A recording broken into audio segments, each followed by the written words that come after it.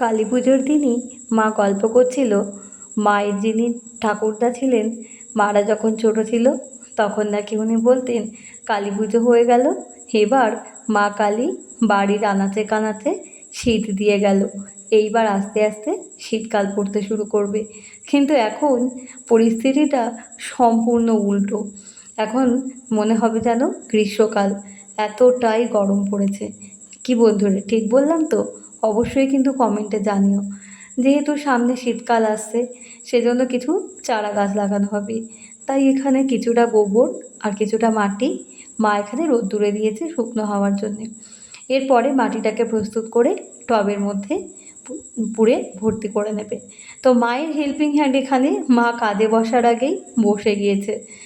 মায়ের সাথে বাগানে অর্জুন তো সবসময় থাকে। মা বাগান করতে প্রচুর ভালোবাসে, আর তার সাথে সাথে অর্জুনও কিন্তু বাগানে গিয়ে বাগানকে খুব ভালোবেসে ফেলেছে। আজকে এই ভিডিওটা কেমন লাগলো অবশ্যই কিন্তু কমেন্টে জানিও। দেখা হবে আবারও তোমাদের সাথে নতুন কোনো একটা ভিডিও নিয়ে। ততক্ষণ সকলে ভালো থেকো, সুস্থ থেকো, আনন্দে থেকো।